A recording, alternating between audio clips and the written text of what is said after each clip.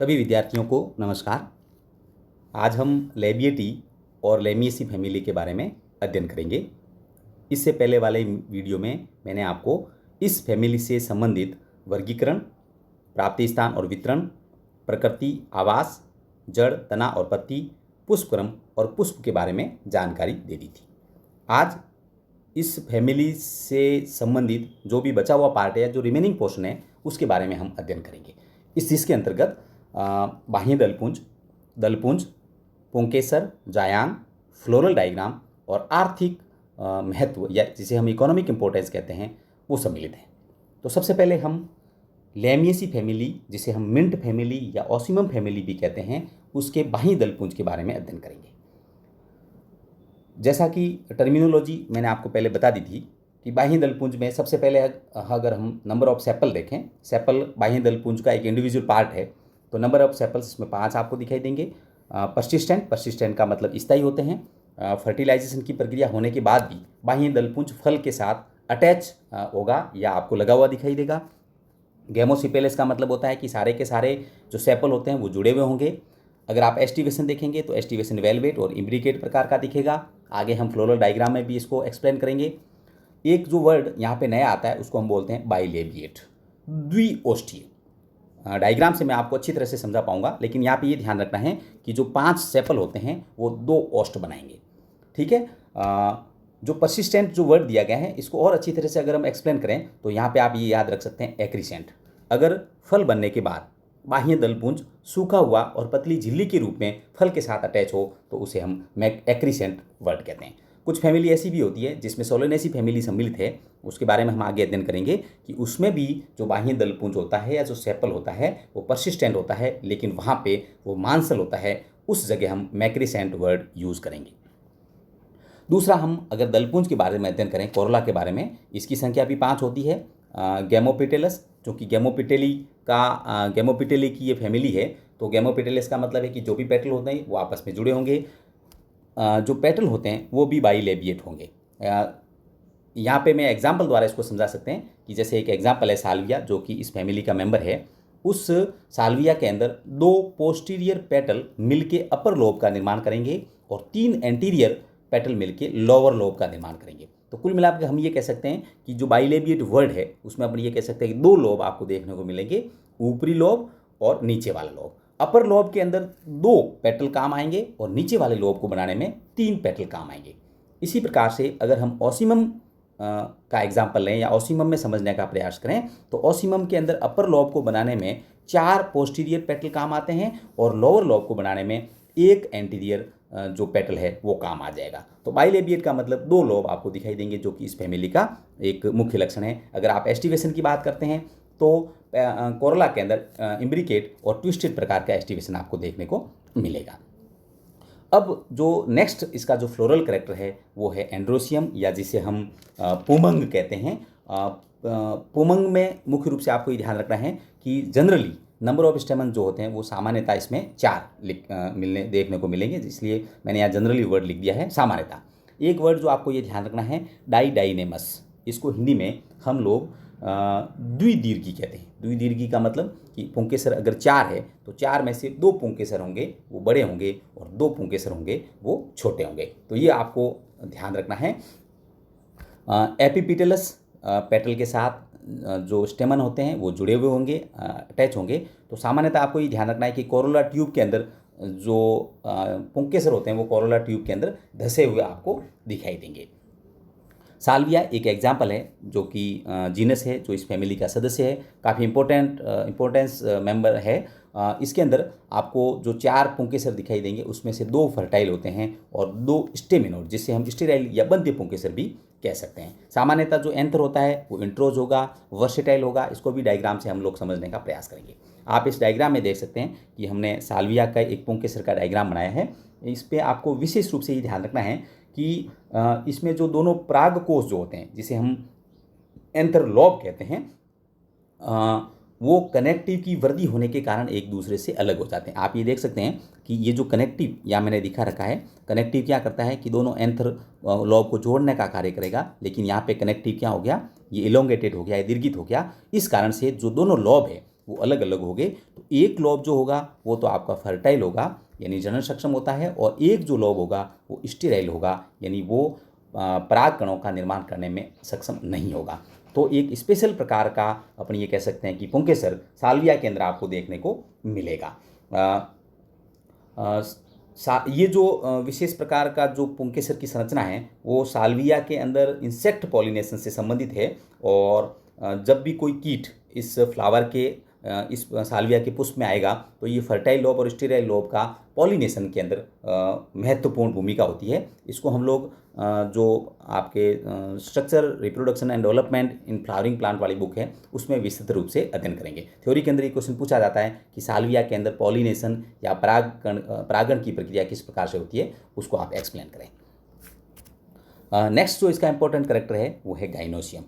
Gynoecium में हम लोग देखेंगे बाई कार्पेलरी, मतलब कार्पल की संख्या 2 होती है। सिनपार्पस, दोनों कार्पल जुड़े हुए हैं।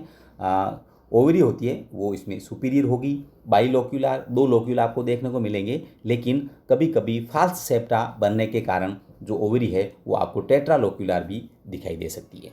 अगर आप बीजान्यास का अध्ययन करते हैं प्लेसेंटेशन का, तो मुख्य रूप से अक्षीय बीजान्यास दिखाई देगा।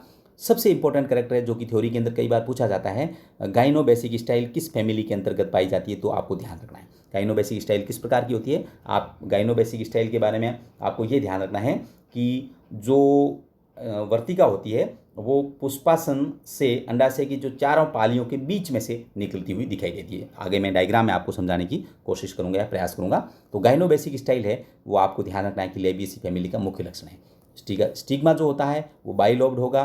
फ्रूट एकीन प्रकार का होता है। यहाँ 2 प्लांट के फ्लोरल डायग्राम दे रखे हैं, आप इसमें देख सकते हैं। ओसिमम बेसिलिकम, जिसे हम श्याम तुलसी या मरुआ के नाम से भी जानते हैं, ब्रेक्ट प्रेजेंट है इसमें। मुख्य रूप से इस फैमिली के जो फ्लावर होते हैं वो जाइगोमॉर्फिक होते हैं। बाइसेक्सुअल, आप थोड़ा सा अगर आप यहाँ पे देखें तो आप देखें कि जो दलपुंज है उसको मैंने किस प्रकार से लिख रखा है, 1/4। इसका मतलब है जो 2 लॉब बना रहे हैं, तो अपर लॉब को बनाने के अंदर 1 सेपल का योगदान है और लोअर लॉब को बनाने के अंदर 4 सेपल का योगदान है। इसी प्रकार से अगर आप दलपुंज को देखें तो दलपुंज को मैंने लिख रखा है C4/1। इसका मतलब ये हुआ कि पोस्टीरियर जो 4 है उसने अपर लॉब का निर्माण किया और एंटीरियर जो 1 है उसने लोअर लॉब का निर्माण किया। तो फ्लोरल डायग्राम लिखते समय इसका विशेष रूप से आपको ध्यान रखना है। पुंकेसर जैसा कि मैंने बताया डाइडाइनेमस, द्विदीर्घी। आप मालवेसी फैमिली के अंदर जब पढ़ोगे तो उसमें आएगा टेट्राडाइनेमस, उसके अंदर क्रूसीफेरी के अंदर, तो उसमें क्या होगा कि 4 बड़े और 2 छोटे होते हैं। तो इसमें अपन ये कहेंगे तो लिखते समय इसको 2+2 लिखते हैं, यानी 2 पुंकेसर बड़े और 2 पुंकेसर छोटे। ये जो गाइनोसियम जो हमने लिख रखा है इसमें आप देखेंगे 2 ब्रैकेट में बंद कर दिया है, मतलब सिनकार्पस, और ओवरी है वो सुपीरियर है। इसी प्रकार साल्विया की अगर हम कंपेयर करें तो साल्विया के अंदर आप लोग देखोगे कि साल्विया के अंदर C जो है वो 2/3, कोरोला 2/3 लिख रखे हैं। इसका मतलब ये हुआ कि 2 पोस्टीरियर ने अपर लॉब बनाया और 3 एंटीरियर ने लोअर लॉब बनाया। तो फ्लोरल फॉर्मूला लिखते समय आप इसका विशेष रूप से ध्यान रखें कि किस प्रकार से हम फ्लोरल फॉर्मूला लिख पाएंगे। अब आप देखें कि जो हमने डिस्क्रिप्शन किया है मुख्य रूप से, इसमें आप ये देख सकते हैं कि तुलसी का ये जो फ्लोरल फॉर्मूला है, आप ये देख सकते हैं कि 1/4 जो बाह्य दलपुंज है, तो बाह्य दलपुंज में आप देखेंगे कि एक को हमने यहाँ बड़ा बना रखा है, बाकी ये दूसरा, तीसरा, चौथा और 5वां इनको छोटे दिखा रखे हैं। इसी प्रकार जो इसके जो पेटल है, पेटल के अंदर जो आपको दिखा रखा है तुलसी के अंदर, इसके जस्ट अपन ये कह सकते हैं कि जो एंटीरियर है इसको बड़ा बना रखा है, जबकि 1, 2, 3, 4 इनको छोटा बना रखा है। अच्छा, डायग्राम में भी आप देख सकते हैं कि चूंकि हम लिखते समय कार्पल की संख्या कितनी लिखते हैं, कार्पल की संख्या हम लोग सामान्यतः 2 लिखते हैं, लेकिन फाल्स सेप्टा बनाने के कारण आपको ये टेट्रालोक्यूलर स्पष्ट रूप से जो टीएस ऑफ ओवरी के अंदर आपको दिखाई दे सकता है। गाइनोबेसिक जो स्टाइल का, उसके बारे में आप समझ सकते हैं, जो स्टाइल है वो ऐसा लग रहा है कि दोनों ओवरी के आधारी भाग से उत्पन्न हुई लग रहा है इस प्रकार से, इसलिए इसे हमें गाइनोबेसिक स्टाइल कहेंगे। स्टिग्मा जैसा कि मैंने आपको पहले बताया, बाइफीड आपको यहाँ पे दिखाई दे रही है। ब्रैक्ट जो कि नीचे की तरफ दिखा रखा है, और ऊपर की तरफ फ्लोरल डायग्राम में आप देखेंगे कि जाइगोमॉर्फी के लिए हम लोगों ने इस प्रकार की पोजीशन को दिखा रखा है। तो फ्लोरल डायग्राम में आप तुलसी या ओसिमम जिसे हम कहते हैं उसका डायग्राम आप याद रख सकते हैं। एक और जो साल्विया जिसका एग्जाम्पल हम लोगों ने लिया है उसके बारे में आप देख सकते हैं। स्टेमन के बारे में या पुंकेसर के बारे में पहले मैं आपको एक्सप्लेन कर चुका हूँ। यहाँ पे आप ये देख सकते हैं कि मुख्य रूप से जो स्टेमन है उसको फ्लोरल डायग्राम में इस प्रकार से दिखाना है आपको। जब भी लेमिएसी या लेबिएटी फैमिली का जब आप वर्णन करते हैं, इसका मतलब ये हुआ कि कनेक्टिव की अतिवृद्धि के कारण स्टेराइल लोब और फर्टाइल लोब दोनों हैं वो अलग अलग हो गए। एक ओवरी के अंदर आपको एक नेक्ट्री और दिखाई दे रही है। जो भी आप ओवरी का टीएस काटोगे तो नेक्ट्री चूंकि साल्विया के अंदर उपस्थित होती है, तो नेक्ट्री की उपस्थिति जो है वो ओवरी के पास होती है। जब भी ओवरी का टीएस काटोगे तो नेक्ट्री का टीएस भी आपको इसके आसपास दिखाई देगा। इसमें भी आप देख सकते हैं कि पोस्टीरियर और एंटीरियर लोब की जो पोजीशन है वो भी आपको ध्यान रखनी है। अगर हम इस फैमिली के इकोनॉमिक इंपॉर्टेंस के बारे में अध्ययन करें तो मुख्य रूप से कुछ मेडिसिनल प्लांट है जो कि इस फैमिली में सम्मिलित किया गया है। मैंने नाम लिख रखा है ओसिमम कैनम, जिसे हम राम तुलसी कहते हैं। पेट संबंधी या उदर रोगों के उपचार में इस पौधे का प्रयोग होता है। इसी प्रकार से ओसिमम बेसिलिकम, जिसे हम श्याम तुलसी कहते हैं, मुख्य रूप से खांसी, जुकाम या अस्थमा संबंधी कोई बीमारी हो तो इसमें इसका उपयोग किया जाता है। इसी प्रकार मेंथा पाइपेरेटा, जिसे हम विलायती पुदीना कहते हैं, उल्टी रोग ना हुआ, जी घबराना हुआ, एक आयुर्वेदिक औषधि अमृतधारा, आयुर्वेदिक जो औषधि है वो काफ़ी प्रयोग में ली जाती है। तो अमृतधारा के अंदर जो मेन कंटेंट होता है वो मेंथा पाइपेरेट होता है। इसी प्रकार मेंथा स्पाइकेटा, जिसे हम पुदीना कहते हैं, पुदीना मुख्य रूप से ताप जैसे टेम्परेचर अगर बढ़ जाता है या लू लग जाती है उसके उपचार में या ठंडक पहुंचाने वाले औषधि के रूप में मुख्य रूप से काम आता है। इसी प्रकार भोजन को और खाद्य पदार्थों को स्वादिष्ट बनाने में भी पुदीना का प्रयोग किया जाता है। एक और प्लांट का नाम लिख रखा है मैंने यहाँ, थाइमस वल्गेरिस, जो कि इस फैमिली का मुख्य प्लांट है। इससे थाइमोल नामक एक औषधि प्राप्त होती है जो कि कृमिनाशक होती है, इस पौधे से मुख्य रूप से प्राप्त की जाती है। अगर हम खाद्य पदार्थों के रूप में देखें तो एक प्लांट का नाम लिख रखा मैंने यहाँ, स्टेकिस सीरिशिया, ये एक प्लांट है। इसके जो कंद या जो ट्यूबर होते हैं वो खाने में प्रयोग किए जाते हैं। इसी प्रकार कोलियस नामक एक प्लांट और इसमें सम्मिलित किया जाता है, COLEUS। इसकी कुछ स्पीसीज होती है, उसके भी कंद है, उसकी सब्जी बनाई जाती है, यानी खाद्य पदार्थों के रूप में उसका उपयोग किया जाता है। थाइमस सर्पाइलम, ये एक थाइमस सर्पाइलम एक स्पीसीज है। इसकी जो पत्तियां हैं वो खाने में उपयोग किया जाता है। इसके अलावा जैसा कि मैंने पहले बताया कि इस फैमिली के काफ़ी सदस्य हैं वो सजावटी पौधों के या शोभाकारी पादपों के रूप में या ऑर्नामेंटल के रूप में भी काफ़ी उपयोग लिए जाते हैं। साल्विया की बहुत सारी स्पीसीज होती है, काफ़ी अट्रैक्टिव होती है, लेकिन साल्विया जो स्प्लेंडेंस स्पीसीज है वो सामान्यतः लगाई जाती है। कोलियस वल्गेरिस, ओसिमम बेसिलिकम, जिसे मरवा या श्याम तुलसी कहते हैं, सामान्यतः ओसिमम की कई सारी स्पीसीज होती है जो सजावट के रूप में भी लगाई जाती है, और थाइमस वल्गेरिस। तो इस प्रकार से हम ये देखते हैं कि जो फैमिली है लेमिएसी वो काफ़ी इंपॉर्टेंट है। इसके जो अभी तक हमने जो अध्ययन किया इसमें मुख्य रूप से 5 या 6 करैक्टर आपको ध्यान रखने हैं जो कि इस फैमिली के स्पेशल लक्षण हैं। जैसे मैं रिवीजन करवाता हूँ तुरंत रूप से कि अधिकांश सदस्य इसके हर्ब थे, श्रब और ट्री बहुत कम थे। स्टेम जो था वह क्वाड्रिएंगुलर था या चतुष्कोणीय जिसे हम कहते हैं। मुख्य रूप से प्लांट की पत्तियों में एसेंशियल ऑयल या एरोमेटिक स्मेल जो आती है वो वाष्पशील तेल के कारण होती है। पत्तियां जो होती है अपोजिट डेकुसेट होती है। पुष्पक्रम जो वर्टिसिलास्टर प्रकार का था। पुष्प के अंदर सपत्र और सपत्रिकाएं उपस्थित थी। पुष्प बाइसेक्सुअल और जाइगोमॉर्फिक थे।